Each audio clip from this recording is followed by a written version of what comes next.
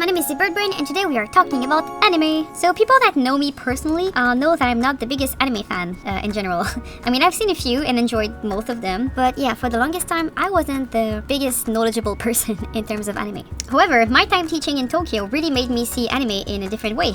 And so far I've really enjoyed trying to translate the process of how anime is made, like from paper to so many different software, and to try and make it as much as I could inside Harmony. And so far it's been going quite well. So anime, aside from the distinctive humor, gorgeous background, and very detailed character, and of course the typical eye shape, one thing that is unmistakably anime style is the integrated or self-drawn shadows. So usually in Eastern animation, the pipeline is like rough, tie down, clean up, color, and then there's somebody else that goes and like creates shadows. But in anime, instead of having shadows that are drawn after and that you put a blending node on them, which is what we see usually in Eastern animation, and in Western animation, the shadow is going to be a color on itself, which is really great because then you will have control over that color. So instead of having all the same color but like watered down in a blending node, you can just choose exactly what you want that color to be shadowed with. So maybe have it like more red, more blue. You choose what you want for each color. That's great, but that is also a bit time consuming sometimes. So today I will show you one of my techniques to kind of replicate that look, but on a budget. So with this technique, you can choose whatever color you want to draw your shadows. So here I'm just taking a dark blue. I'm gonna go in my shadow layer and just draw on top of everything. And everything that is within the colored shadow will get shadowed. But the shadow is not just a color on which I put a blending node. It's really the palette that is changing. So if I go in my palette here and I change the sweater color to something else, that color will change.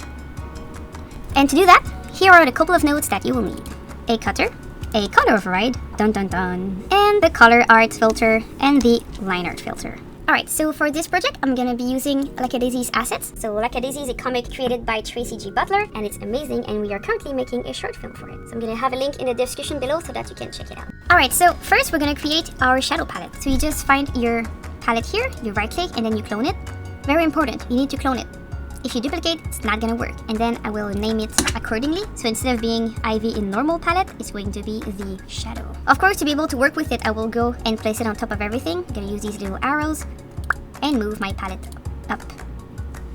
Now, to choose the colors you're going to use for your shadows, if you have a reference sheet, you can just color pick them. But I'm going to go the lazy way, and I'm going to right click, go to my tint panel. If you don't know how to use the tint panel, I have a whole video about it. Feel free to just check it out. It's going to be in the description below. Bring this in. I'm going to choose all my colors because I'm lazy.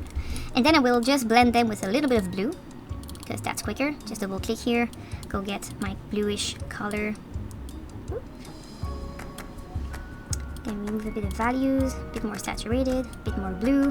Let's say that these are my shadow colors. I will apply, and then everything is tinted. That's my shadow color. Now that you have your shadow palette, you can go ahead and take the normal one and just bring it on top, like that. And after that, we're gonna create another layer. Here I already have my shadow layer, but I'm gonna create another one just for the tutorial. Control R, this one is gonna be the shadows. And then this layer will be the one that we use to draw our shadow shape. And whatever color you use is fine.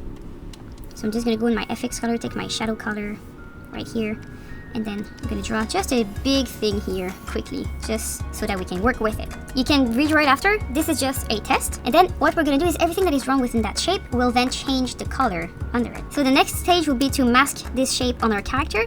And after that, we're going to use the color override to do the color magic. So first, get a cutter.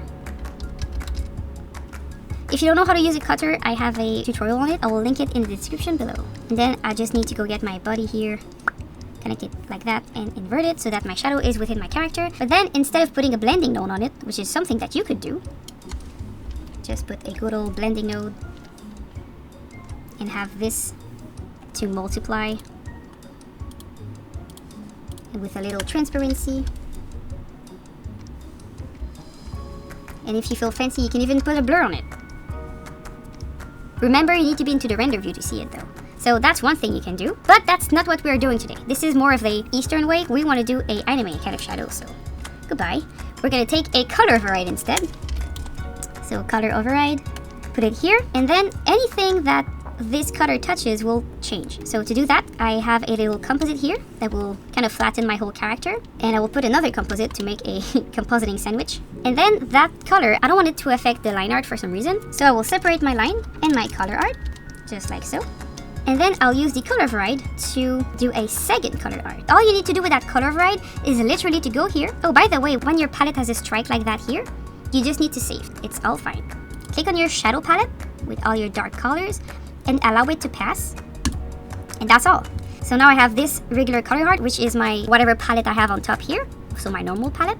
And then anything that goes through here will get the darker palette. And then we don't want it to be everywhere. We want to use this as a mask. So super easy. You just use a cutter. Then all you need to do is take that shadow color and connect it here. So now I have the opposite. All you need to do is to invert that color.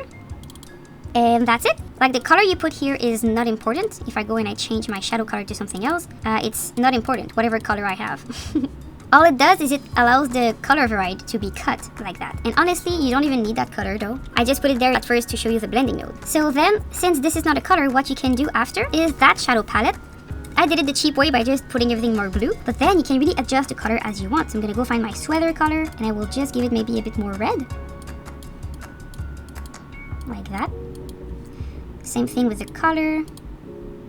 So you can really go and adjust the color as you want to create a fantastic, unique look. Because you know, sometimes the color will not react the same on the skin and the hair. So yeah, just have fun creating your own little colors like that. And I hope that this is helpful for you. And let me know in the comments if you used it. You know, sometimes I like to use that with very, very thin shadows and put very bright colors with it. Kind of like that 80s video game look.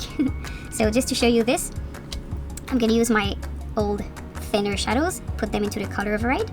And instead of having regular shadows, sometimes I like to have maybe like this would be a bright pink. On the skin, I want it to be a very bright blue. And I don't know, you can have some very cool, unique looks like that.